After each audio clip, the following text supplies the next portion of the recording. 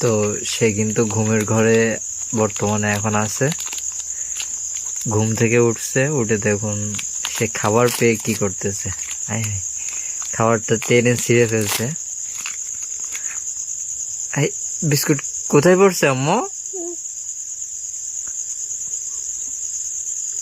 উঠে উঠে বসতেছে, উঠে বসতেছে। আচ্ছা আচ্ছা আম্মা আবার শুয়ে পড়ছে।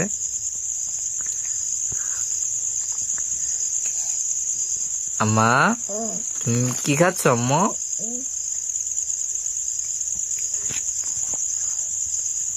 সে কিন্তু চোখ বন্ধ করে খাচ্ছে বিস্কুটটা।